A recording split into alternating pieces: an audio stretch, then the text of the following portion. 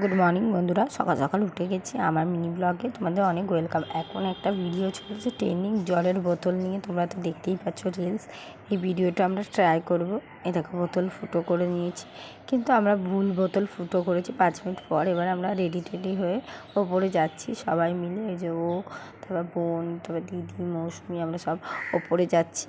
5 minute পর ওপরে গিয়ে এবার দেখবে আমরা রিলস তো করতেই পারবো না। এবার বাচ্চা নিয়ে গেলে তো একদমই হয় না, এসব বাচ্চা কাচ্চাকে নিয়ে একদম যাবেন।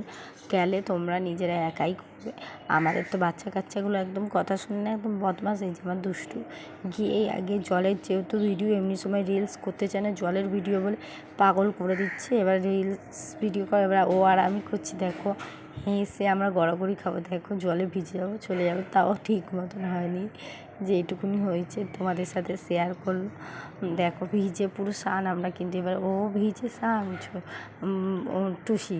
এবার এই যে ছেলে এবার খুব আনন্দর গায়ে জল পড়ছে। এবার এক হাতে হয় না জল নিয়ে, বাচ্চা নিয়ে তো একটু হয় না, বড়দের সাথে ঠিক আছে। এই দেখো আমরা ভিজে পুরো স্নান দেখাচ্ছি তোমাদেরকে। ও তো পুরো ভিজে স্নান। এই যে ছাদের মধ্যে আমরা এই কজন গেছি, 3টে বাচ্চা নিয়ে হয় কখন। আমরা ফ্রি মাইন্ডে গেলে ঠিক আছে। দেখো মানে একটু তো ভিডিও মানে স্নানই করে এসেছে, ভিডিওটা করতেও পারিনি। যে আমার ছেলে পুরো এখানে স্নান আবার করবে। ও দেখো না 3-4 বার করে মানে ভিডিও করবে, তাও তো হবে না। তার মধ্যে আলো, ছাদের মধ্যে ওই হাঁপার আলোটা রয়েছে, তার মধ্যে রিং লাইটের জ্যাক নেই বলে নিয়ে যেতে পারিনি। ওর জন্য এমনি মোবাইলের টর্চ দিয়ে হচ্ছিলো না। তাও আবার পরে একদিন গিয়ে করে আসবো। শ্যুটটা এখন হয়নি, এমনি যেটুকুনি হয়েছে সেইটুকুনি করে চলে। তার মধ্যে ছেলে গেছে বৃষ্টি মানে ওর তো আনন্দ, জলের বোতল নিয়ে জল দিচ্ছে, ভিজছি।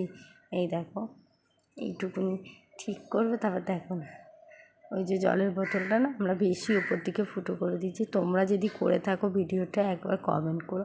আর আমার ভিডিওতে থাকার জন্য তোমাদের অনেক অনেক ধন্যবাদ। আর এইভাবে এই বোনটার পাশে দেখো ভিডিও হয়ে গেছে, আমরা নেমে চলে আসছি।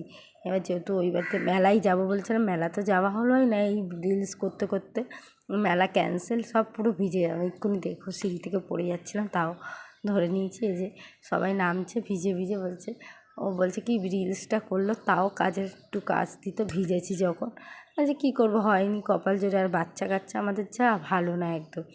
তা ওই জন্য চলে এলাম নেমে। তার মধ্যে 10টাও বেজে গেছিলো। অনেক রাত্রেই গেছিলাম, 9টা-8টার দিকেই গেছিলাম। গিয়ে আর বাচ্চা ছিল, বাচ্চা নিয়ে তো জানো এই যে আমার ঘাড়ে ব্যথা হয়ে গেছে। আমি নামছিলাম সিঁড়ি দিয়ে, ঘাটটা বেঁকিয়ে বেঁকিয়ে, আগের দিন যেহেতু অনুষ্ঠান হয়েছিলো শুয়েছিলাম, তা ঘাটটা বোন গরম সেক দিয়ে দিচ্ছিলো। আর তোমরা যদি এই ভিডিওটা পছন্দ করো, মানে ব্লগটা পছন্দ করো, আমার পাশে থেকো, আমার সাথে থেকো। অনেক অনেক ধন্যবাদ তোমাদের।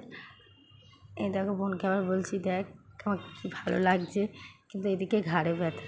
টাটা বন্ধুরা, আমার মিনি ব্লগে তোমাদের অনেক ওয়েলকাম।